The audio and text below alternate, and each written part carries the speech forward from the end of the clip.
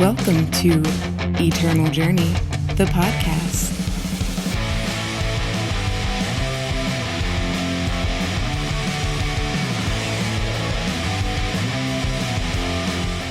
Hey everyone, Editing Jedi here. Just wanted to take a moment to apologize. There was a slight recording issue, and I didn't realize it till the end of the show where John and Alex have some serious reverb going on. We decided that it was better off to just ship it as is to give you guys the most real conversation, because we all know the second time you have the same conversation, it's never good enough. So forgive me if it is unbearable and you can't listen to it. Again, thank you so much for listening. I hope you enjoy the show.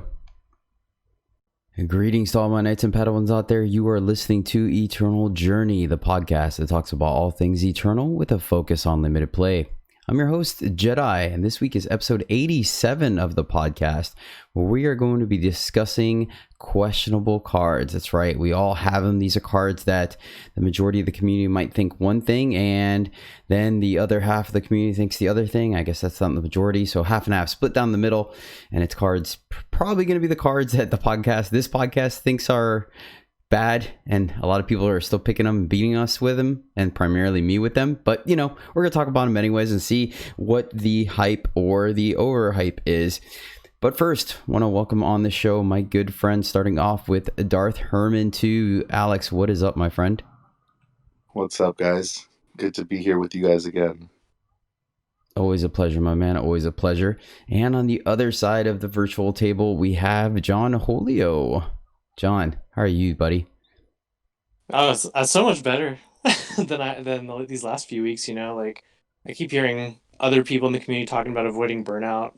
I was over here avoiding literal burnout. Like there's some fire, huge forest fire within a mile of my house, got evacuated and all that. So the podcast was put on hold, out of our control, while there was some actual burnout being avoided. So appreciate you guys, holding the fort down while I was gone, but back in full effect. Ready to talk some Eternal, some fun stuff. Glad you're back home then, safe and sound. Likewise. Yeah, thanks. Me too. All right, then let's get a move on. A little bit of quick housekeeping. Want to mention our Twitch channel, twitch.tv/Jedi_EJ, where you catch me streaming live every Tuesday, Thursday, Saturday, Sunday, to include draft days and a little bit of constructed sprinkle along if you want to come hang out. If you aren't able to and want to also check out the video version of this podcast, where I post the cards up on the screen for you to view if that's your fancy, you can catch Eternal Journey on youtube.com. Just find that and bam, you get all kinds of draft videos and tournament reports and whatnot. Finally, it leads us into our shoutouts section. This is going to be where we show some love back to the community that supports us. First, an ongoing thank you to everyone that continues to sub to the channel, as well as showing support through various means. Really do appreciate. You guys are fantastic and the lifeblood of this show. So, a couple individual shoutouts. Speaking of which, John Holio coming with the 1 year anniversary, man. Can't believe you've been hanging out with me for that long. That's kind of insane. I figured you would have gotten tired of me by then, but thank you. Yeah. Got your Darth Vader icon, and by the way, your own personal hello icon is fantastic. If you guys don't know, John got his first emote unlock on Twitch and threw up the smug look, and it works great. So definitely check that out. It's less that I got it unlocked and more that I finally added one. But yeah, it's fun. Fair, I can understand that. I like how you use the snowman like arm to say wave hello, so it's like this big head and this little skinny arm. It works out well. D Papadopoulos coming out of nowhere, coming back in with a 9-month sub. Thank you so much. AK Lepity with the 6-month anniversary. A new streamer on the scene, Pasha the Mad Russian. Thank you so much for subbing. Jed the Hamrid, another one that's been able to hang out with us from time to time here on stream, which has been exciting. Person that really manages a lot of the Farming Eternal Discord and event and whatnot. And then finally, Challenger 70. Came in with the sub. Welcome one and all to the Jedi Order. We are super glad to have you. You guys are fantastic. And again, thank you to everyone that continues to support the channel. We really, really do appreciate it. You guys are great. But all right, that's it.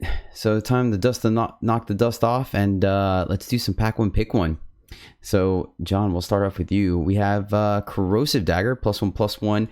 Decay. Oh, by the way, this is a Argent Depths pack.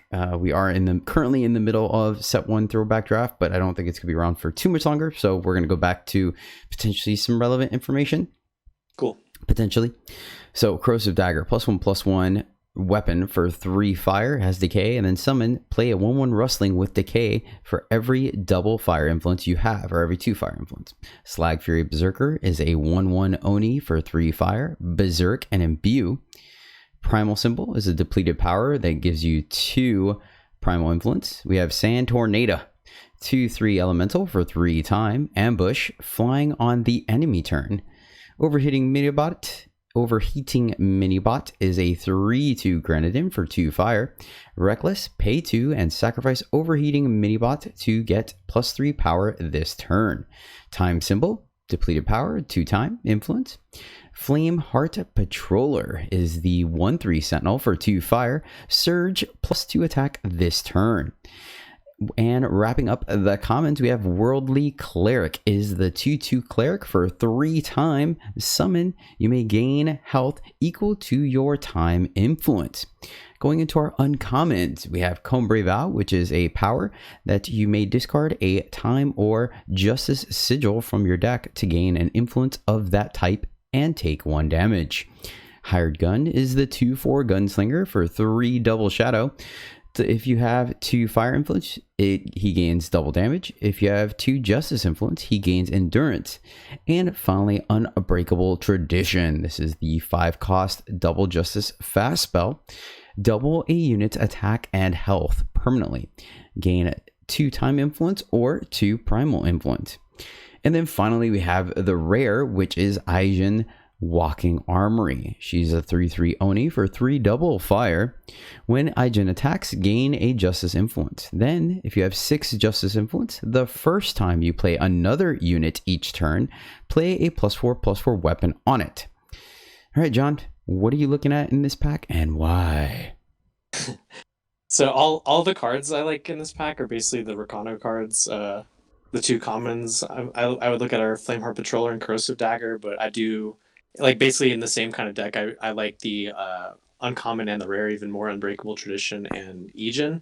And maybe I've been hanging out with our teammate IP Longno too much, but I do believe that forcing Rakano is one way to win games in this format. So I'm very open to first picking this Ejin here. That's interesting. Mm-hmm. What about you, Alex? What do you think? Are you on the same boat? I think, like, for me, the Ijin is a really great card. If you can get that to work, it's deceptively a lot of setup, though. This is the 6 green to get something to trigger off of Ijin on a red card. So I think my first pick here would probably be Unbreakable Tradition. It leaves me a little bit more open. There's not really any setup involved with that. It fixes you a little bit. Ijin's a strong card in some constructed decks, but I've had a hard time getting it to go off at all, really, in limited for me. But that's probably just my personal take. I do like the Corrosive Dagger and Flameheart Patroller as commons here. Also, the Sand Tornado is a possible first pick if I had to go with the common, but I think I would take Unbreakable Tradition out of this pack. Yep, I'm actually with you on that. I much like you two guys, I like the top row. I think Hired Gun, Unbreakable Tradition, Ijin are all solid picks. Ijin, to me, much like you, is a 3/3 for 3, 95% of the time. I've lost to her, and I think if she is able to go off, she's very powerful. But there's a lot of things that can kill her, and it is a bit of a commitment kind of early. So yeah, I would just slam the Unbreakable Tradition. That card has always done well for me, both on offense and defense, and occasionally for fixing. So I'm not going to fault anyone for taking Ijin. I think she's a very powerful card, but I like consistency, and that card just never goes off for me. So, but of course, the floor on that is a 3/3 for 3, which you're perfectly fine with in any kind of fire deck. So you're not losing much by taking that risk. Sweet. All right, that is our pack 1, pick 1, which means we get to go into our main topic. And much like I just talked about, We're pretty much just gonna be talking about cards that people, kind of have a polar opinion about. That's either one side or the other. They think the card is absolutely horrible and unplayable, or people are like, oh my god, I love this, I win all the games with it. And mainly those are winning games against me. So starting off, we'll do with the one that has a full cycle of it, and these are the etchings. The etchings are, once again, a full cycle. So each color has one. They're one cost with an influence of their respective color. So one fire, one time, etc., etc. And I'll read fire etchings, but they all have the same text, just with respects to their specific influence. This is draw a fire sigil from your deck. Then if you have one power, slow spell. Then if you have 4 influence of that respective color, you may exhaust a unit of that respective color to swap a card from your hand with a card of that color from your market. So that means that you have to have 4 influence of said color. You have to have a unit in play of said color. And then you have to have a card in your hand that you want to swap out with it, which can be the sigil that you go get. So that is typically the primary use of this, but sometimes you have a junkered card in your hand that you could just pitch, maybe a random 2-drop and whatnot. So yeah, I'll start this one off. And I know that these got a lot of hype because the fact that we have access to markets at uncommon kind of threw everyone for a loop, because market access is one of the most broken things you can do in Eternal. And you figure add a little bit of consistency to your deck. We've talked about it before. It gives you access to essentially a bigger deck where you can play more niche cards that are bad in most cases, but in specific cases are absolute blowouts. The fact of the matter, and then of course people say that you can treat it as a power. The thing is, a couple of things that make this deceptively more difficult than it seems, and why I'm lower on etchings and I continuously cut them from my deck, is the fact that first you require an influence to cast it. So having, for example, the time etchings isn't really time fixing for you. It pseudo is if you need more time sigils, but if you're in a, let's say, destruction deck and you have Praxis out, the time etchings is not going to go get your shadow source. That's the first thing. The next thing so I can't just straight up replace power, in my opinion. The other part about it is the fact that sometimes you need to go to your market, but you don't have the 4 influence to go to your market. Sometimes that 4 influence will sneak up on you. If anyone's ran any of the 4 influence cards in this format in your deck, you know that it's not the easiest thing to happen. There are times where you're stuck at 2 or 3 influence and you can't get that 4th. So the same, it stands true for these etchings, especially when you are trying to get something out of your market, where you also have to sandbag a card in your hand to do that. Because in that case, you won't even play Anywho, I digress. And finally, the last thing is that you not only have to have a unit in play to do this, but you also have to have a unit of play of that respective color, which sometimes can go against your current strategy for trying to block or attack in a certain way. Having to tap or exhaust the unit that could be of use in your strategy at the moment is a cost for sure, especially if your opponent's being more aggressive, you're getting a blocker out of the way, or there's a unit that you can't attack with because you have to exhaust it to use the etchings. So I personally think these cards are fine. I'm not knocking anyone for putting them in their deck, but I think they are deceptively harder to play than they are, and I feel like they make your deck a lot more clunky than they do more consistent. John, what do you think? I mean, I basically agree completely.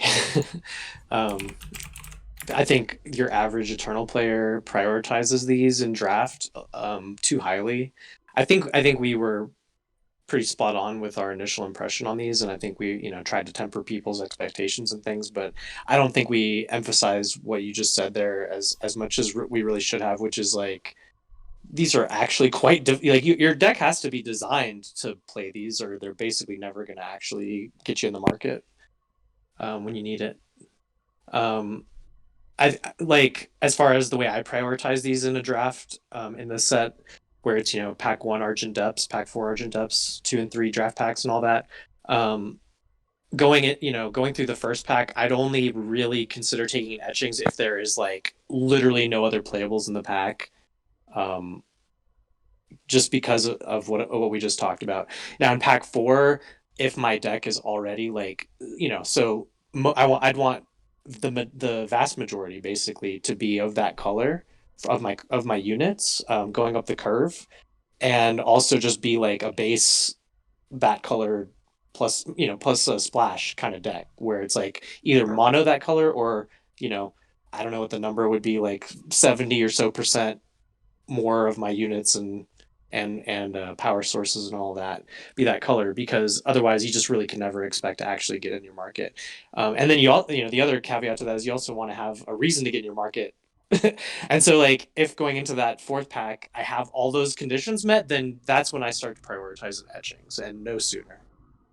You Oh, guys both put a lot of great stuff here. I mean, so the only thing for me is like you said, it's deceptively um hard to play in your deck. It's deceptively potentially just a bad card in your deck. Like if you don't have enough primal units for a primal etchings, or basically if you don't have any reasons to get to four of that color or three, or if you have like expensive cards. So I was going to say here, for example, in a time deck, a predominantly time deck that has the worm that's going to let you draw a card for playing a power. I've specifically had time etchings in that deck. It seems like the deck needs to have reasons in it, not just to go to a market just to have a market for no reason, like John was saying. So I cut these. These are like one of the first cuts basically in a deck, and it's pretty easy to tell if the deck can use it effectively or not. But I think everyone just throws them in their deck, you know? Like I said, everyone's playing it. mm-hmm. Yeah, that pretty much covers it. Sometimes we're not going to really come to a decision on these, and sometimes we are. Like that one, I think that one was pretty straightforward.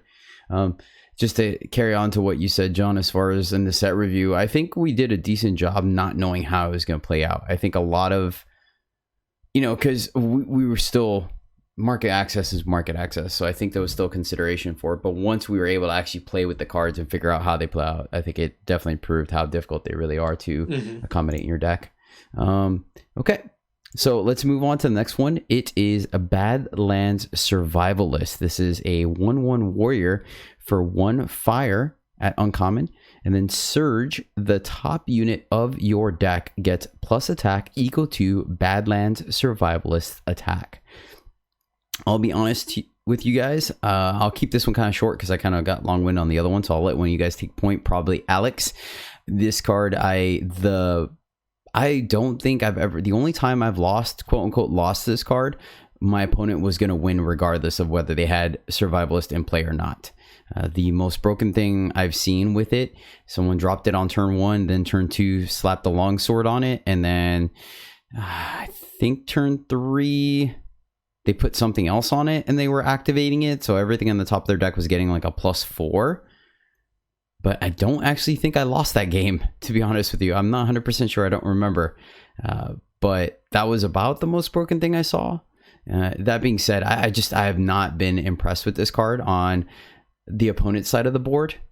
It definitely is not a card when they play it, I'm just like, oh boy, I'm in trouble. I mean, I do understand they're going to play a more aggressive deck, or at least I hope they are. But other than that, the card itself doesn't really frighten me. And I've yet to play, I think I might have played one so far in a deck in this format. So sending over to you, Alex. Where are you at? I was a lot higher on this card earlier, as a set review will, attest to. Good experience early in hyper aggressive decks allow me to play it early and actually get some triggers off of the Surge. And, in a hyper aggressive deck, just adding a little bit of power to your units is going to help you win the game. But I haven't played one of these in a long time, and I'm not really afraid of it on the other side. Only pumping the power, sure, that's a little bit of a bonus, but your opponent's still going to be able to block just as effectively as before, because the toughness is still the same. So, yeah, this card is not good. Yeah, and I'm willing to admit that I was wrong early on this card, and yeah, it's just bad. So I agree with you guys now. Well, I'm pretty sure John doesn't like it either, but yeah. Speak of which, I don't really care for this. It's like pretty much what you guys both said. For me, I have lost to it one time. It was like some ridiculous series of like exactly like turn 1 play the guy, turn 2, buff it, and then start surging, and then like the next 2 or 3 draws were literally the plun bug, like a buff plun bug in a row, and it was just like actual, flying threats that this thing was immediately generating. But man, like the stars had to align so perfectly for that to happen. And I don't expect that to ever see that again. So, I mean, yeah, it's a 1-drop that buffs things, but it's like, it's limited. The things it's buffing are like the relevant, it's only the attack. It's not gonna help it trade for the most part. I don't know. It has to just land on the right unit for it to actually matter in the course of an average limited game, I think is the real kicker here. Yep. And the best case scenario is you get it on turn 1 and you hit surge every time and you buff it. But every other time other than that, it's already losing a ton of value. And drawing it late, you're just drawing a 1/1. It's so horrible, right? The worst top deck ever. Yeah, bad top decks like late like that are just, to me, are generally pretty bad limited cards. Then you spent an uncommon pick on it. So like, there's a reason they made it a 1/1 for 1, because like a 2/2 for 2 that does the same thing, a bear, like that's amazing, right? But a 1/1 for 1 is like, it's not very. It's coming at a cost for the ability for sure. Yeah, at that point, it's just not a unit, right? It's a utility thing that kind of exists on the board, and then you have to like invest into it, both in surges and buffs, to make it meaningful in some way, and then you have to like correctly get it on something you care to get it on, and then draw it. It's just so many things happen. Mm-hmm. All right, moving right. We talked a lot about that bad card, didn't we? That's the name of the episode. Let's go. We do. That's what we do. Yeah, I mean, it's what we're about, right? This is what the Eternal community thrives on, discussing cards. All right, next up we have Overhating Mini Bot. This is the 3/2 Grenadin for 2 fire, Reckless.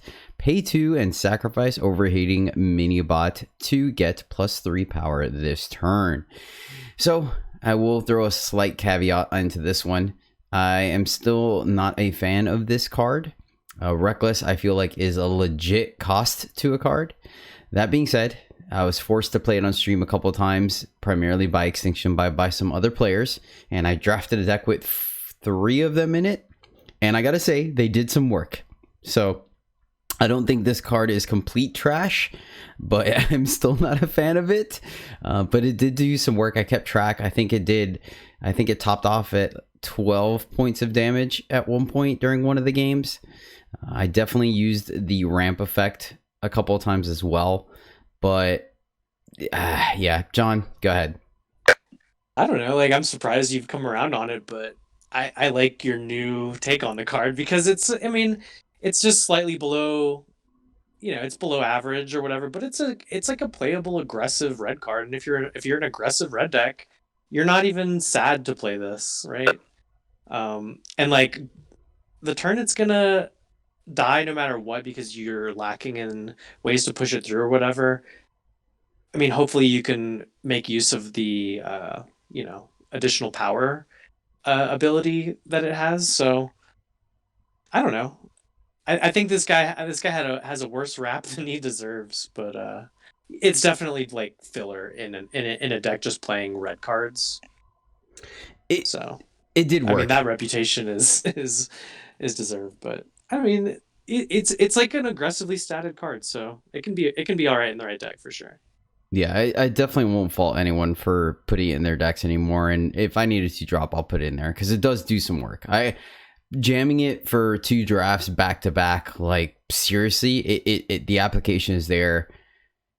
It's great with Imbue. It's absolutely phenomenal with Imbue. It goes well with the Berserker. That's a great point. I didn't even mention that, but great point.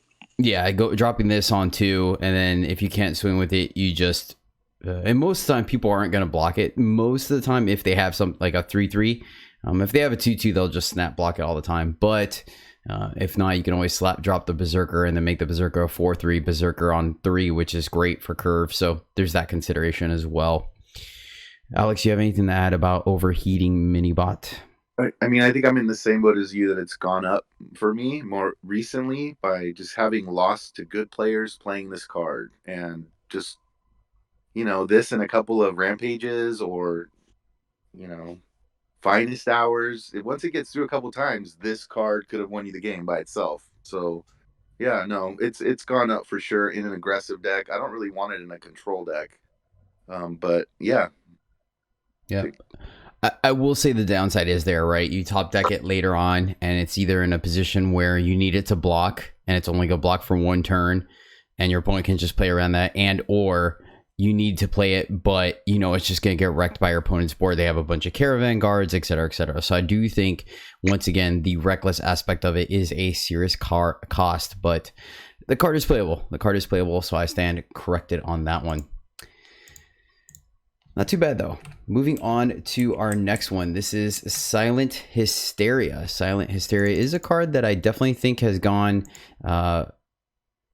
back and forth, at least when I'm on stream drafting it. Some people are okay taking it. Some people are windmill slamming it. Some people are everything in between and everything else. So Silent Hysteria is a fast spell for 5 time at uncommon. Silence the enemy void, and each enemy unit gain 2 fire influence or 2 justice influence. I will say this card, the upside to this is the fact that it is a fast spell, so there is a chance you can use this as pseudo removal, i.e. silencing flyers, so you can block with your ground units, or taking away deadly or overwhelm from units. There's not enough recursion in this format for the silencing the enemy void to really be a big player. It does sometimes come into play. And then the other thing about it is that it does share with Praxis colors, which definitely capitalizes on the 5 cost spell or above, and the gaining influence at fast speed. So there is some utility to it, and it's things like that I think make people feel like this card is really strong, but I think it's very situational, and I tend to pick it as late as I can. It's probably one of the first spells I tend to cut when it's competing with things like Gun Down and Darkfire. So sending it over to you, Alex. What do you think about Silent Hysteria? It has some applications in the deck where you need 5 cost spells. And then it might actually be an okay spell. For me, I've never lost to the spell. It's been cast 3 times, I believe, against me, and every time my 4/6 was still 4/6. You can, like you said, you can ambush some flyers, but that's very situational. You might get one of their units that's just killing you because of the the effect that it has on board. But overall, yeah, this card is not really doing what I would want a 5 cost spell to do, as far as me trying to protect myself. The units are all still attacking. I just don't think it's very good. Plus, leaving up 5 power is A, suspicious, and B, very difficult. It's one thing to leave a 1, maybe 2 power, and even then, I think everyone's already acclimated to Alchemist. So if you're in time and you have 2 power up, everyone's going to think about that. So Silent Hysteria is not the easiest thing where you can nonchalantly just you have to take an entire turn off to leave it up. And there's a very good chance your opponent doesn't play into it the way you want them to. John? Yeah, I don't have much to add here. I don't really care for this card very much. I think the only reason I'd play it is if it's just a good synergy card for my deck. If I'm just looking for interaction, hopefully I have almost any other spell than this, because like you guys said, it's just so expensive for what it does as far as like its relevance in an average draft game. All right. Well, this next one is an interesting one for sure. I've seen it played a couple of times on stream now, not by me, by other players, and I haven't lost. I don't know. I just think this card is bad, but people keep talking about corner cases where it's good. I think if you need to come up with a corner case for a card, that is a sign already of where it's at. But we're going to talk about is Camouflaged Musket. This is a +1/+5 relic weapon at uncommon for 4 and a justice. When one of your units readies, camouflaged musket gets +1 attack. So essentially, if you exhausted a unit to find an etchings, or if you attacked with 2 units when they ready at the start of your turn, or if you cast a wind conjuring on them and ready them, then camouflage musket gets a +1 to its attack permanently for each one of those units. So if you're some kind of Rakano Grenadin deck and you attack with 4 Grenadins and somehow they all survive, at the beginning of your turn it'll get a +4 +0. All right, John, what do you think of musket? What do you got for me?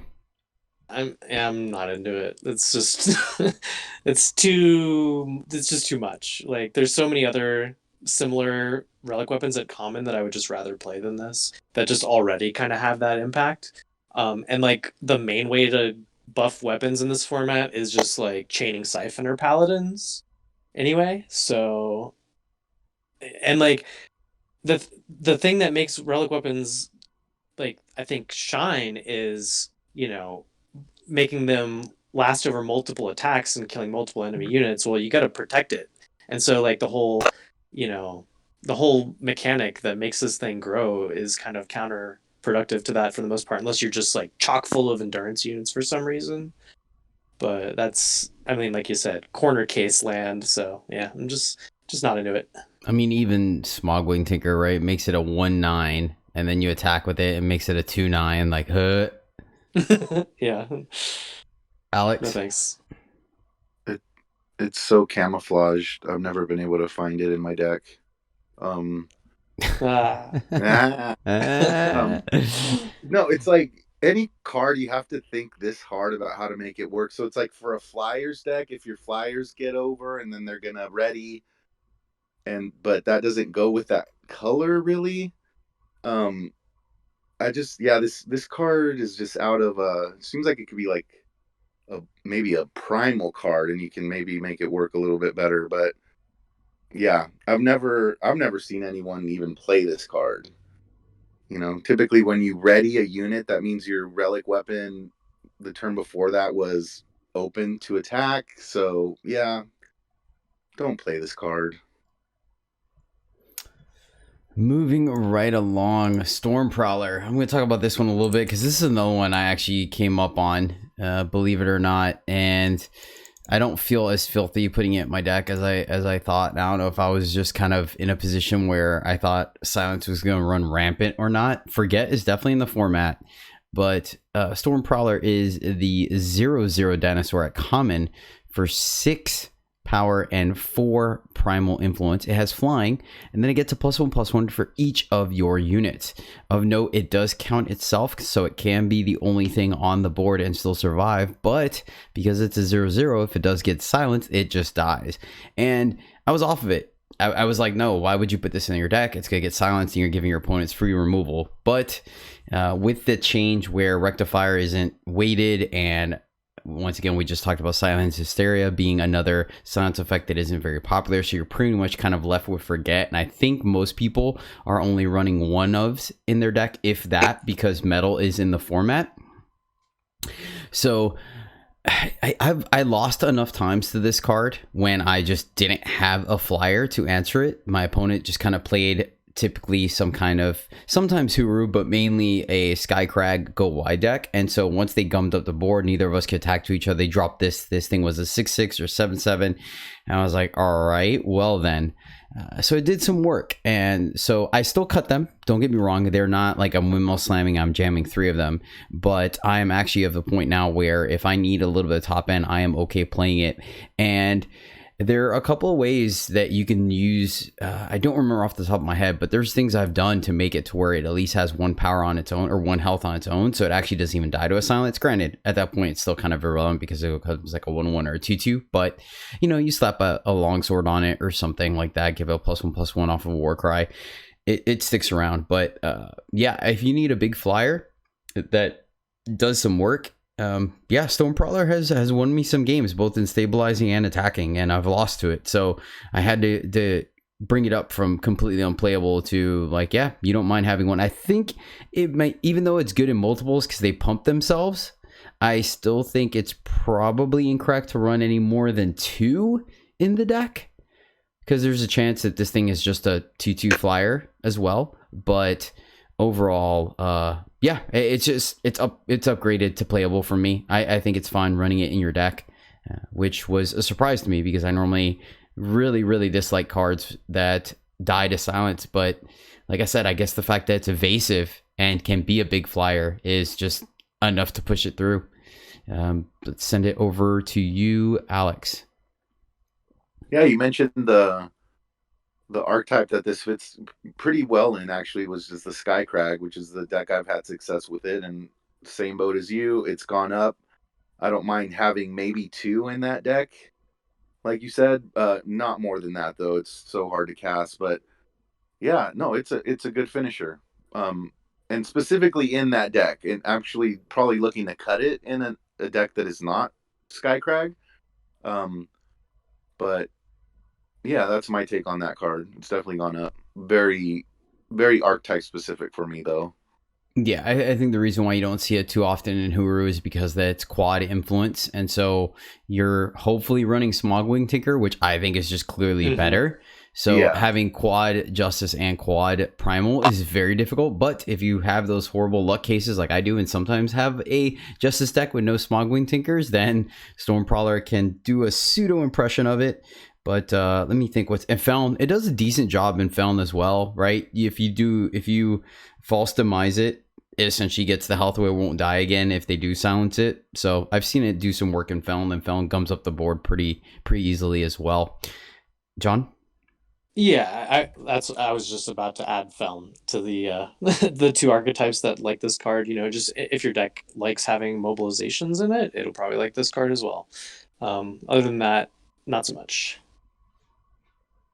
Okay, that is Stormprowler. So John, you can take us into on the next one, which is Torrent of Filth. Torrent of Filth is a fast spot common for 4 shadow. Decay, Lifesteal, and Revenge deal 1 damage to an enemy. So it can go face or go to a unit at fast speed. It has Decay, so the -1 damage is, or the 1 damage is permanent, quote unquote. It has Revenge, so it essentially has some synergy for I didn't even realize it was Severin casting that spell. That's how little I play with this card. It has synergy with Revenge cards, primarily Murky Tentaclesis. So John. Yeah, I would put this exactly in the same category for me as the card we just talked about, Silent Hysteria, where it's like purely a synergy card for my deck. Like if I'm short on playables and my deck is so synergistic that this card actually would be decent. That's like the only time I would play this card and be happy about it. Otherwise, it's just too expensive for what it does. I'd rather play a cheap effect, that deals 1 or 2 damage or whatever. Exactly like Silent Hysteria is like, for me, just kind of in an average deck without the synergy stuff, it's like just a very expensive version of Forget, Mm-hmm. Yeah, and even then, when your opponent gets you with it, i.e. they do some kind of block or something, and then finish off your unit with Filth, you're just kind of like, all right, okay. I gotta, and you're not even scared of it coming back either. That's the thing. There's so many Revenge cards where you're like, oh man, this is off the top of their deck or whatever. This thing happens, you're just like, all right, but you even forget about it. You're like, oh yeah, that was on the top of their deck. Okay. Alex? Yeah, I got to be pretty desperate for. I think I have played this in a deck, but it was a deck that was really lacking of interaction. So I mean, unless you have like 4 Tentaclesis or something, I don't know. I mean, someone did go off on me with it. They touch of battled it, so it really was pay 4, kill 2 units. So that's a thing. But exactly, synergy card. Synergy. Yeah. It takes a combo to make it work. Good. But I definitely think there's better things to be doing with especially in Shadow, than to have to run Torn of Filth. We should have had Sakarnan on to state the case for it. I think just for this card. Oh, is he one of the people that are higher up on it? Yeah, I think it's his favorite card ever printed in Eternal. Oh, nice. That's wow. We might have to get like a little sound clip of him to put it in the next episode. That'd be kind of fun. I'm gonna have to bug him about it a little bit. All right, Alex, you can take this one because I think you were the one that was kind of higher on this next one. Was I? Set, what was it? You or was it John? I feel like someone was higher on it. None of and us, I don't think. Was it? Oh, all I think right. the rest of the community loves this Yeah, card. everybody else loves this card. Yeah, I was. Because I remember being low on it. So I'm pretty Yeah, sure we're all, I think all we're all yeah. on the same Yeah. page. And then I started to play it just for consistency purposes because the community was high on it, and I'm like, okay, maybe I'm wrong. And then I was playing it, I'm just like, no. What's the card, Jedi? It is Beseech the Throne. It is a slow spell for 2 power. That's it. So it can go into no influence. Draw a card, then plunder. And just a reminder, plunder means that you can turn a non-power card into a power or a power card into a treasure.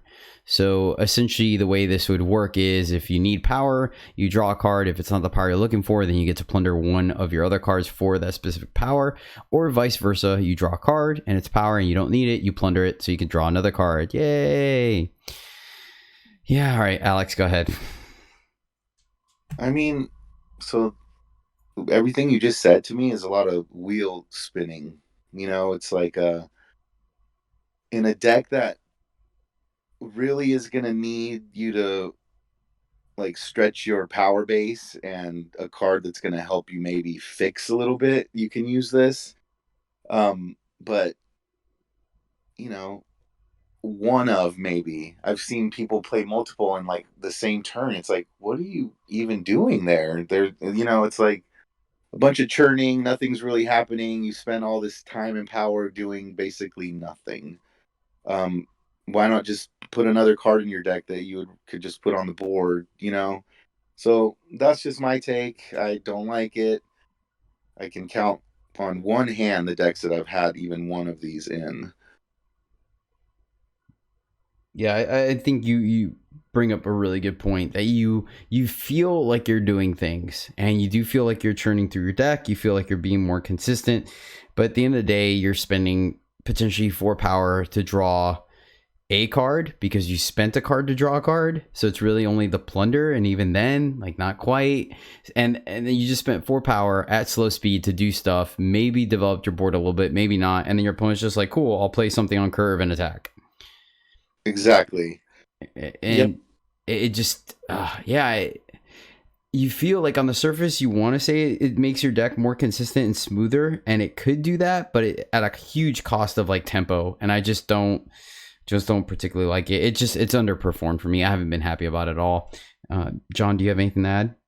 No, I mean, I only want to play this if you know, I'm pushing like 4 colors and doing some crazy stuff, and like my deck just needs this to help with some consistency. And then I have great support cards around it, you know, like solid 3 drops and good removal and stuff, and then this can help my deck get, you know, this is going to be a control-y style deck with a late game finisher of some kind that I want to draw to specifically, right? Like I don't just put this in any deck. It's exactly that to me most of the time, churning, just doing nothing. And just because you are constructed aficionado, and this did see play in constructed, I mean, it's gone now. I can't remember the last time I saw it in ladder. But where did you have this card in constructed? Do you think it's any better, any worse? I mean, it's like if you're some kind of it's exactly kind of what we just said. It can help with consistency, but like I think most decks in most colors have like better options to do kind of similar things. Like, you know, if you're trying to plunder, you got Maveloft and Desert Alchemist. If you're trying to you know, filter through your deck, you have Strategize and Call the Deck and things like that. Like kind of get a little deeper. So it's like it does all these things just a little. It just does it a little more medium than a more focused version of the same kind of effect, you know. Mm-hmm. It's just so middling. But I think the thing it has going for it for the most part is the whole factionless thing, and they are slowly printing more and more support for factionless, so could see more play in that kind of deck in the future in constructed. Yeah, I've definitely seen a couple of factionless decks up on ladder, and they had some play to them. I mean, I don't think they're tier 1 or even tier 2, but they had I some mean, once plays. this card costs 1 or 0, it's just good. Yeah.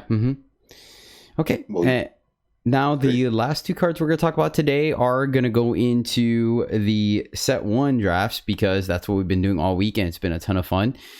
Probably by the time you guys listen to this, they're going to be gone, but hopefully you had a great Eternal celebration. I think it's fantastic that Eternal did this, and maybe we'll talk about it a little bit more later. But this is Blood Beetle.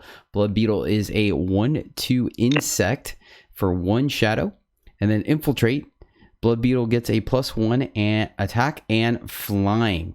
So living the dream is you're on the play, and turn 1 you play this, and then your opponent doesn't play a 1-drop, and you swing, and now you have a 2/2 flyer on turn 2 that you paid 1 power for, and roar, you just get to smash your opponent. This card is literally good in that one spot, and every other point in the game it's just bad.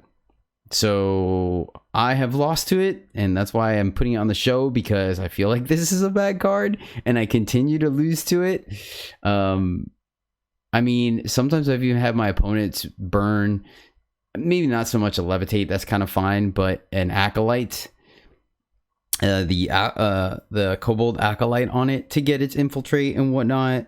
And yeah, I don't know. So John, you could start with this one.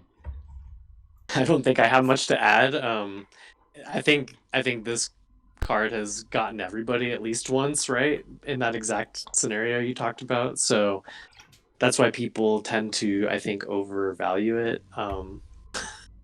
But yeah, it's for me, it's such a narrow thing. Like I'd have to be like the most aggressive deck with so many ways to help these things get their Infiltrate off, not just on turn 1, to actually want to play these cards.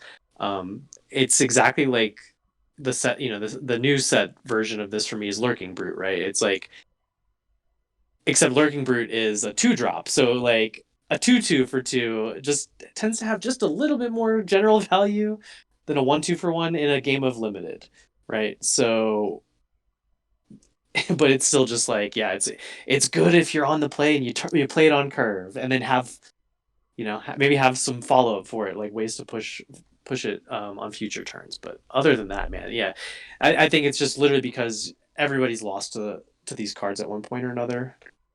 And then even then, people are running 3, 4, 2 or 3 in the deck, which is just so that helps you horrible. get it on turn 1. Oh god, it just and then plus it's in a format where the fixing strangers are galore. So 95% of your opponents are gonna have a 2-drop on 2. I mean, unless you're me. If you're me, obviously I can mold the 6 and never see a 2-drop, and then I'll be like, oh, it's fine as long as our opponent's not aggressive, and then they go turn 1 Beetle. But yep, that's neither here nor there. But yeah, it just, oh man, you're playing a 2/1, like even the ambush one in the Wisp that we're seeing right now in this current format, as sack fodder, that card is still bad. You're literally running it, you only see it for people to live the dream, which is go turn 1 that ambush Wisp, and you're like, why are you doing that on turn 1? Okay, whatever. And then they go turn 2 Arachnid, and you're like, okay, you got a 5/2 on turn 2, but then still you play a 2/2, and what's that Arachnid doing? So yeah, I don't know. Alex? I mean, yesterday I lost to an opponent putting a Beast Caller's Amulet on turn 3 on one of these stupid bugs that was heck formed. yeah. So, like, it has some annoying applications that I don't want to ever put into my deck, but if you want to roll that way, feel free. Speaking of Beast Caller's Amulet, I might as well go ahead, John. Oh, what's the 3/3 that turns into a 5/5 when it eats something when it comes in? Thorn Beast. Thorn Beast. That's a common in the format. So like, if your deck has like, 3 or more of those, like, I could see wanting to play, to have like also 3 or 4 like 1-drops in your deck, such as Blood Beetles. Just because there's the upside of like, yeah, you play them on 1, sometimes you can turn them into a beater, and then the extra ones you can just use as Thorn Beast food, right? So I mean, there's that, but that's like an edge case, Yeah. Like, I won't fault you guys for playing this card, because once again, like all 3 of us have said, it wins games. It's so silly that it does, but it wins games. And so it just I feel like there's better things you could be doing with your deck and your power. But I mean, I keep losing to it, so I don't know. I just find it so difficult to because the thing is too is there's times you're not gonna see when your opponent doesn't play it, right? You're not gonna see how many times your opponent drew it turn 4 or 5 or even later in the game and just like, well, this is just gonna sit in my hand for something, you know. So I don't know. I don't know. I'm still hesitant to put in my decks, but I've definitely lost to it. And then the last one, which I really wanted this to be good. I really wanted this card to be good. I really did. And I played it so many times, and it's just done absolutely nothing for me. I can count on one hand how many times it's won me the game. And most of the time it's because I was able to slap like a mantle or a really busted weapon on it. And this is Loyal Watchwing. This is a 1/1 Valkyrie for 3 Justice, Flying, and Warcry. It just... Yes, it has evasion. Yes, it has Warcry, but paying 3 for a 1/1 is just so suspect. It just, oh my gosh, I really wanted it to be good. I was like, okay, I get it. You're paying for 1/1 worth of stats because it's got Flying and Warcry, so it could do something, but it just doesn't. It just gets stonewalled so many times or killed so easily that it just never really does stuff. I don't know. In this set that it's in, there's just so many flyers that can block it so easily. It's just it's not very good in the set that it's in, I don't think. Like I said, I came in at Fall of Argentport, and I believe this was in the Eternal draft packs when I was playing, because that either that or the set after, because I remember playing this card thinking that it was decent, right? And it just never performed ever. And when I have lost to it, this I can honestly say it's because they modified it in some way. They either had removal for all my flyers, or they slapped a good weapon on it and I just couldn't deal with it most of the time. I think maybe once or twice they did the whole Huru stun chain thing, but in that case it doesn't really matter what flyer it is. Any flyer is going to be good in that situation. So yeah, I don't know, John. Yeah, I think you only prioritize this as a card for your deck if you're just already have a lot of Warcry, and weapons, because those things like go very well together. And Warcry, just the way it works best if you have like even more, Warcry going on. Like it's a snowbally thing, and like a unit, just even a 1/1, if it lands the Warcry on it, it's suddenly actually pretty good, and it can keep that chain going. That's like, I'd want like, I don't know what the number is, maybe 8 or 10 Warcry units and some weapons, like a very Warcry centric deck, for this to actually be good. Otherwise it's like it just gets removed like incidentally sometimes, and in this format, like anyone playing Shadow is going to try and have an Acolyte that just kills it straight up, things like that. So you bring up a very good point. The issue I have is that Warcry is just so random, right? But you're completely right. If you can play this Watchwing as a 2/2 flyer with Warcry for 3, then it's huge. It's awesome value. Like you are up significantly, right? But that's all it takes. It just takes one Warcry trigger, and this thing's doing a lot of work. But it's just random, and so you guys already know how I feel about random. It never works in my favor. You just have to like build your deck to reduce that randomness, like I was saying. So like it takes a critical mass of Warcry, So yeah, and then pretty much the evasion will come into play when you when it's modified, I guess, or the evasion will come into play when it's larger than expected. When that happens, then you're getting the value. And I think that's why there's a discussion about that card, because of exactly that, right? If you get any kind of way to modify it and make it a better card than it is on the surface, then it's significantly better, because who doesn't want evasion? But okay, that is going to do it for our cards that we're going to discuss. I'm sure there's some we missed. There's some that you think are huge discussion points. Let us know, and maybe we'll bring them up in a different show. But I think that was a decent job of covering both some of the older cards and some of the newer cards that have some issues, right? And for us, and mainly most of them were cards that we thought were bad, that people are still playing, but some did come up. I don't really think there was any good cards that the community thinks is bad as a whole. I think the Eternal community is small enough where word gets around very quickly if a card is really good or not. So most of the time it's just cards that are not as good as people think, and people keep jamming them. But hopefully you learned something in this one. That leads us into our What's the Play. This one is a bit of a unique one. It comes from our cube draft that we did, which was our Defiance draft. This was the tri-faction set. And so it is still a pseudo limited format. And I thought this was a very interesting line. Once again, you can check it on YouTube if you want to see the actual screenshot of the What's the Play versus me trying my best to describe a complex board state to you. So without further ado, allow me to break it down for you. Our opponent is on all 5 colors, and they have 9 of 9 power with 1 card in hand. We are Ixten, which is Honor, which is Fire, Justice, Primal, with 4 of 4 power open, and at 4 cards in hand and 11 life. Our hand consists of Magma Sentinel, which is the 7/5, 8 cost Fire Sentinel. Comes into play, deals 5 damage to an enemy.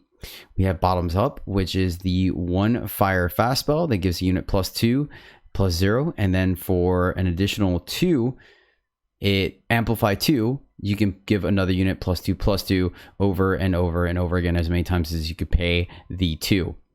And then we have Silverwing Captain, I think. I don't remember what it's called, but it's the 4/4 Valkyrie for 6 double justice, and then it has flying, and then renown, i.e. the first time it is targeted with a spell or weapon, you get a relic weapon equal to the cost of that spell. So for example, if you target it with a wind conjuring, you will get a 3/3 weapon. And then Peacekeeper's Helm, which is the +1/+2 weapon for 1 justice, and then Spellcraft 4, so a total of 5. It will also cast Rebuke on a unit. The board state consists of our opponent having a 3/4 life stealing scout, Borderland Scout, which is the one that draws you cards when it deals damage, but it is on the ground, so I'm assuming I silenced it at some point somehow. Yeah, I did, because there's the Kosul Diplomat on the in the void. And then a Steward, which is the 1/2 deadly, and then in power, it will get a +2/+2 until end of turn. Our board consists of a two Oni Forge Masters, one that looks like it was triggered already, but I'm not actually sure if the animation. I don't see a heavy axe anywhere, so I don't think it's been triggered. So 2 Oni Forge Masters, which are 2/2s. When renowned, you get a heavy axe, and then a 3/1 quick draw Oni Recruit, and a 1/3 Kasul Scout Trailmaker. I don't know what this guy's called. Anywho, it is the 1/3 that renowned, it gets killer. So yeah, I'll send it over to you, Alex. What would you do here? We have actually a few things to do thanks to triggers with multiple renown triggers. So I think this is why I screenshot it, because there's multiple things we could be doing here in this turn specifically. And yeah, what are you looking at doing?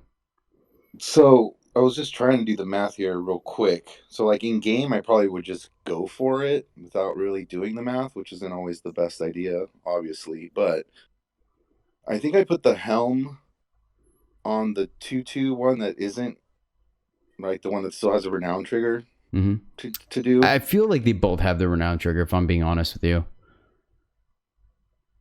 Okay. Because if they both have the renown trigger available still, see, I kind of wanted to put the helm on the 2/2, one of the 2/2s, the 2/2 that is obviously not triggered with the renown. Get the weapon, put that on the, what is it? On the 3/1. So that would make it a 5/2. Quick draw. Yep. 5/2 quick draw. And then a space. And then save the, what is the Bottoms Up? The Bottoms Up for a kill next turn. But I don't know if my math would add up. Because basically, I got to try to get him down before he gains too much life. I don't really want to wait for a power. If we had 5, obviously we just stun and silence the 3/4 life linker.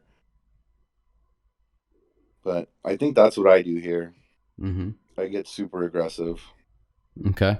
And let me see, just to do your math, that was 5, that's 3, that's 8, 10, 11. So you do 11 damage, take our opponent down to 8. Okay.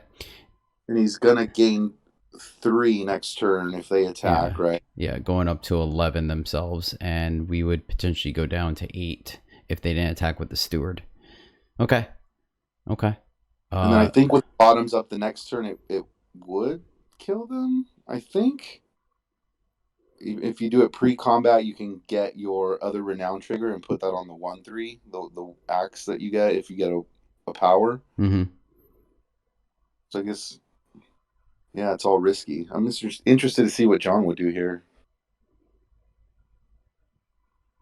Sure. I think I would take the bottoms up before going into combat or anything here. It's easy since the opponent's units are all exhausted. So target, let's see here, one of the 2/2s so that I get a 2/1 weapon, and then also target the 1/3 so that it becomes a 3/4, and then I would take the free weapon that I just got with my remaining power and put it on the 1/3 and killer attack the 3/4 lifesteal and then ace base.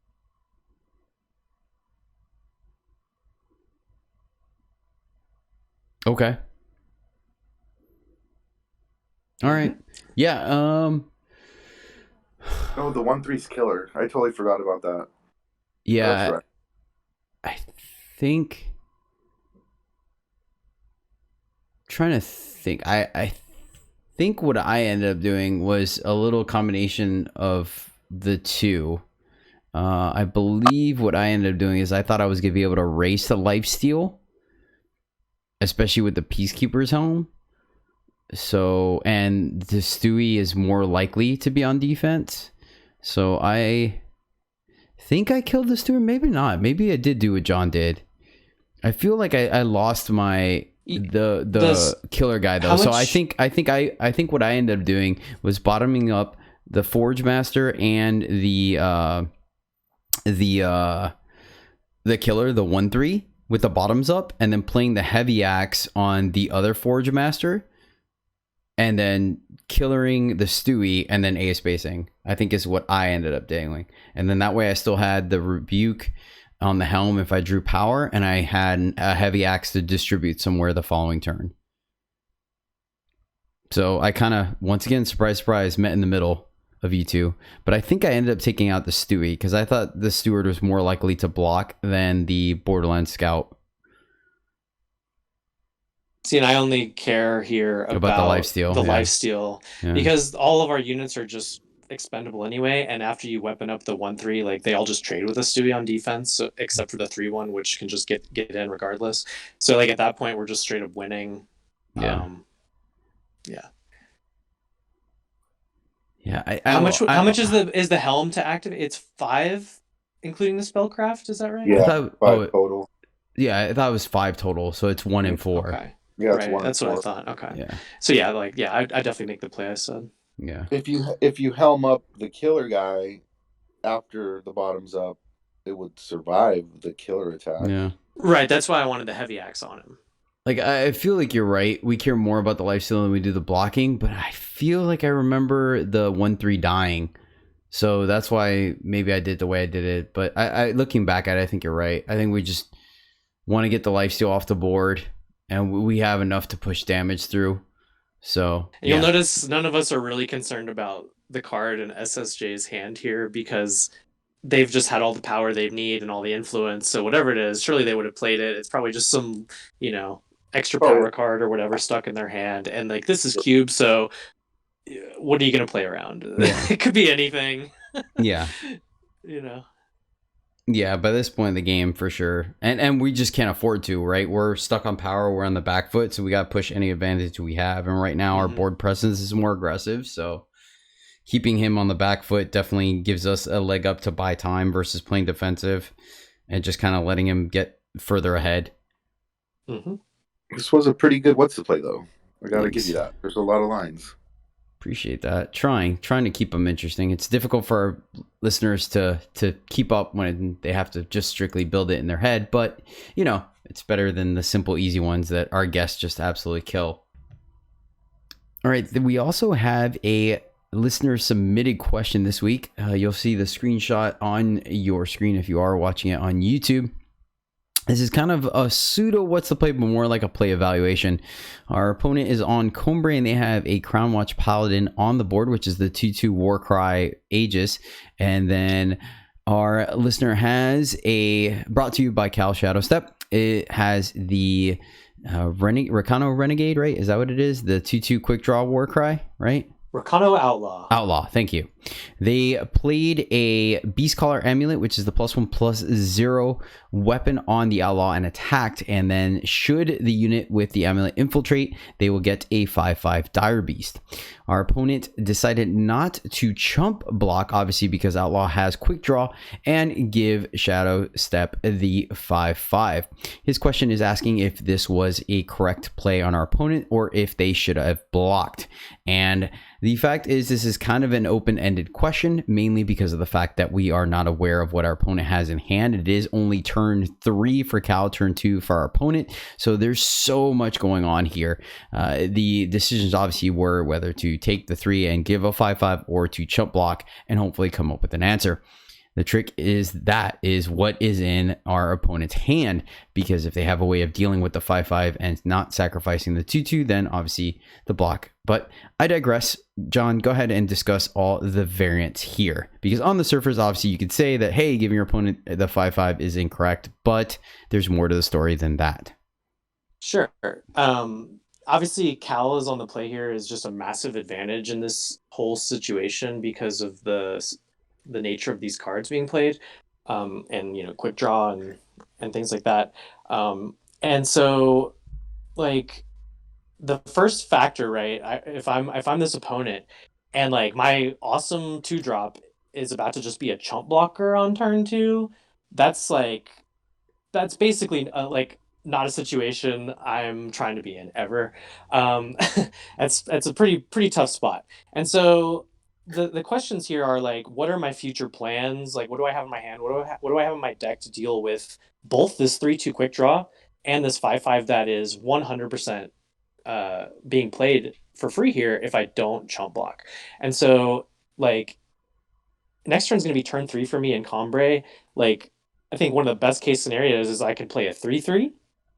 And guess what? That's still just chump blocks this 3/2 here. So you're already looking at just throwing 2 units under the bus if chump blocking is your plan. And that's like, okay, so that assumes you also don't have like the normal kind of interaction, like maybe like a turn 4 silence or something like that. And so, like, yeah, if in your hand is that turn 4 silence, then you might consider chump blocking with these units over the course of these next few turns. Yeah. Otherwise, I don't think that's really an option. I agree, because if you keep chump blocking, then what you're doing is mitigating your chances of double or triple blocking to get the 5/5 off the board or the Outlaw, and keeping your board state small so Cal can continue to develop his board and get in there. So even if you have the 3/3, right? You have the 3/3, yeah, you're still chumping. Then you have at least the option to either chump and get rid of the Outlaw and or attempt to get rid of the Dire Beast, versus if you start chump blocking, then you're in a position where your board is never going to be big enough to where you can double block and get one of the cards off the board. Also, the fact that you're throwing away free cards for them. And of course, then this is a format where you have Finest Hour, you have Vanquish, you have things that you can do to kind of mitigate some of the bleeding, right? And we've all won and lost games where our opponent's at 2 or 3, or we're at 2 or 3. So, one is not dead. So, yeah, and I think those 2 cards you mentioned are probably the most important, right? Like, as well, right? So if we have in our hand like a 2-drop and a Finest Hour, then I would strongly consider chumping this turn. And then if I have a Vanquish like in my hand, then I would definitely not chump either. There's also a consideration for like if your hand is like that 3/3 for 3 or something, but you do have a Finest Hour, but you don't have that other 2-drop, you might do what the opponent did here and let the 5/5 happen, and that lets you attack into the 5/5 while the opponent has no power available, or while Cal has no power available with that finest hour. That you could then trade the finest hour and the unit and get a war cry. It's not best case scenario, but like at least you're immediately dealing with this and then can maybe do something in the future about it. I mean, eventually, like, you're playing Combre, right? So eventually you're gonna be able to do something about this, whether it's play multiple units with real stats to double block or whatever. So no, like, I mean, I think in most cases, chump blocking here is gonna probably not be correct, honestly. I agree. I think it limits your options the most, unless you're sitting on some kind of answer the next turn to deal with that outlaw. Then chump blocking just really lessens the amount of outs you're gonna have. The biggest thing is there just is no correct answer here because there's too much unknown information. Anything you'd like to add here, Alex? I guess the only thing I would add is so Cal can 100% make the correct play and put the amulet on the 2/2 and get in to create his 5/5, and Disaronno can be 100% in the right by not blocking based on what they have in their hand. So it's like both players are making the correct move. You know, you're not going to wait on that 5/5. You're just going to put it on the board and force your opponent to have an answer, right? Right. That's a very clean opportunity to slap that weapon on with not a care in the world. Yeah, you do that as soon as you can, every time, every chance you get. So it's like Cal is playing 100% correctly, and the opponent, if he's blocking there, it's because he has a really good reason to. And if he's I would assume so.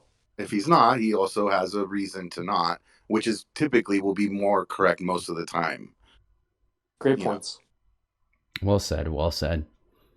All right, then. Well, that's going to do it. Thank you, Cal, so much for submitting the question. Really do appreciate it. Hope you got an answer that helped you out some and helped someone else out there. So thank you guys so much for submitting that. All righty, then. That's our What's the Play for the week, which takes us into our final part, which is our constructed corner. And this week we are discussing a Praxis Pledge deck in honor of the recent nerfs and buffs Direwolf did to various cards like they usually do. And this was brought to us by Marvin the Imp from Team Not Tavrod.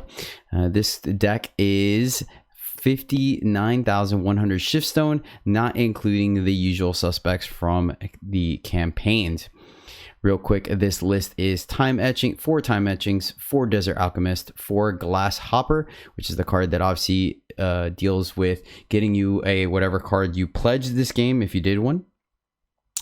Petition, 4 Seer, 4 Trailmaker, 4 Psychalis the Burning Sand, 4 Daria Warrior Poet, 4 Wasteland Broker, 4 Zuberi Outlands Warlord, 2 Eclipse Dragon, 4 Gunrunner, 4 Moonstone Vanguard, 2 Fire Sigil, 5 Time Sigil, 4 Crest of Impulse, 2 Fire Symbol, 4 Praxis Banner, 4 Praxis Insignia, 4 Seat of Impulse with a market consisting of Swirl the Sands, Grodov's Burden, Nash Desert Prince, Heart of the Vault, and Shugo's Hook Sword.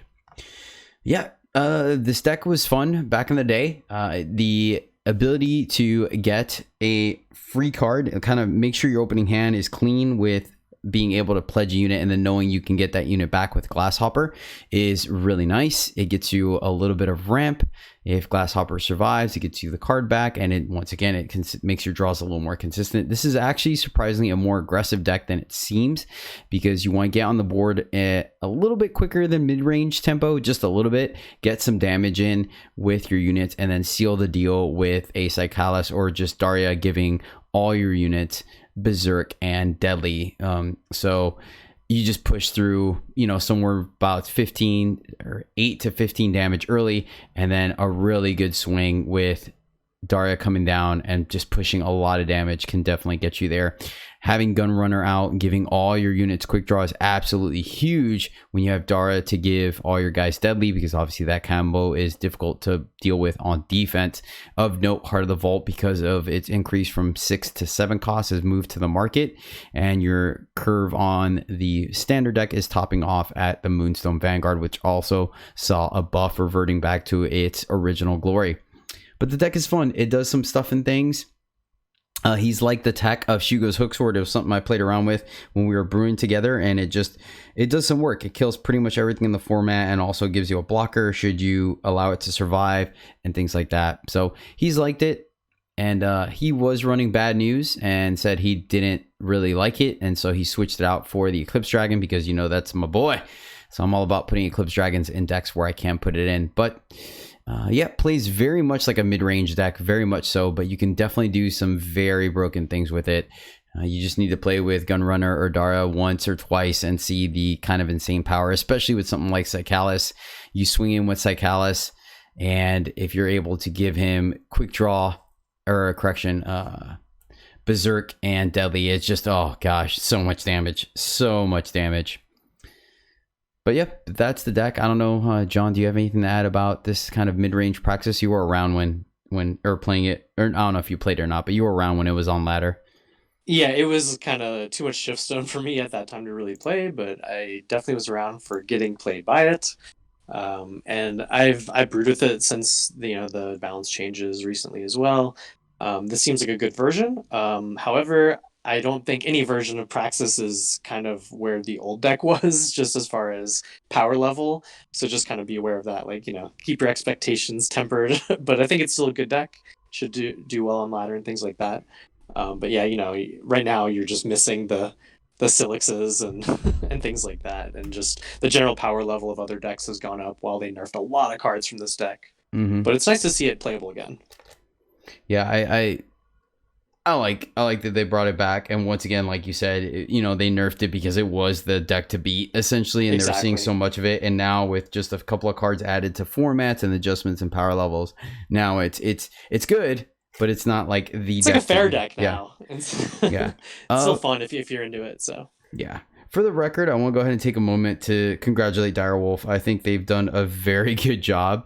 Every time I talk about Constructed on stream and or in the team chat and stuff, people are having a really hard time finding the best deck or what they really want to play. Cards are interchangeable, decks are interchangeable. People aren't seeing one or two decks on tournaments, they're seeing a bunch. I think that is absolutely great. It's frustrating for people to pick decks, but I think it's great for a healthy meta. So good job to Direwolf for doing that. Indeed. And accomplishing that, because I know it's not the easiest thing to do. For those of you that stay tuned to Magic and whatnot, can know that meta is all over the freaking place. But we're not going to go into that. The other thing is that this week was Eternal Celebration, so it's 5-year anniversary for Eternal, which I think is absolutely phenomenal. Right? It's 5 years, right? 4, I think. 4. Actually. Okay, my bad. Me and numbers, but I think it's awesome. I'm really enjoying playing this game. It was a lot of fun this week. I hope we got a bunch of new players to come in. They gave giveaways out to all the streamers and stuff like that, and all kinds of great events. John, your deck got shown off on the Twitch stream, so talk about that a little bit. Yeah, I submitted one for every, all the Brewers Ball things, being a prolific brewer. Yeah, and one of them, I think it was on the Another Man's Trash theme day. I did the Dural's Vault deck, so it got featured on stream like 3 or 4 times and did pretty well. It was the only expedition deck, out of all those decks, and it was definitely hanging with all those throne decks. So nice, well done. Yeah, dude, that's awesome. It was really cool. Like, first matchup, LSV's playing my deck. I'm like, oh, yeah, it was really cool to see. Sweet. And it seems like they did a great job, like I said, I submitted one every day, but it seems like they did a good job picking, a diverse group of deck styles and submitters and everything. It's all about the celebration and fun, not really a competition there. So, it was sweet. And like they've done streams all week. This Eternal Celebration, I think, has been a huge success. And we also got that last chance qualifier tournament this weekend, I think, to look forward to. Are they doing coverage on Sunday for that? Yes, they are. Right? Yep. Beautiful. So we see a bunch of Team EternalJourney on there. I think we have 5 people qualified, maybe even more. I think after we checked yesterday, I think it was like 5, and I think Sokka and I both qualified after that even. Sweet. Nice. Excellent. So hopefully you guys avoid each other in day 2, man, but we all make it. I think every one of us tried to qualified now, so sweet. All right, that's gonna do it. That's the show, man. It's good to be back. Good to have you guys. Thank you, everyone, for tuning in. We really do appreciate it. Hope you learned a little something from this one. And yeah, we'll keep doing some stuff going forward. You can catch us streaming live every Tuesday, Thursday, Saturday, Sunday at twitch.tv/Jedi_EJ, or catch our content on YouTube, Eternal Journey. If you want some advice or just want some other people to talk Eternal about, you could definitely join our Discord. Link is down below, where we have a very active community that's all about helping each other out, both brew and do limited things. So feel free to hang out. You can always share screens and hang out there on Discord in the video version as well if you need help in real time going over stuff. John, Alex, good to have you guys back. Thank you so much for taking the time to be on the show. I really do appreciate you guys. John, Godspeed in the Last Chance qualifier this weekend, along with all the other great competitors that are going to be playing. Wish you all the best competing for those final 4 slots in Eternal World. And, before I forget, shout out to Yoda Bite that cashed in another round of influence to purchase the first ever customized card back, and it was actually released to the entire community now during Eternal Celebration, which is another cool little thing that Eternal did or Direwolf did. So shout out to them as well as Yoda Bite. Thank you so much. It's a sick card back. It's super neat. So kudos to him for making that happen. Thank you so much, Yoda. We're a fan of having you, and we're lucky to have you in the community. Just log in if you didn't know about that to get your own copy of it. It does look sweet. Yeah, thanks. Log in like within the time frame, right? Like it's during Eternal Celebration. All you have to do is log in. They'll give you the card back. Done deal. Yep. Sweet. All right, guys, that's gonna do it for us this week. So as always, until next time, happy gaming. Bye. Good luck in your draft queues, everyone.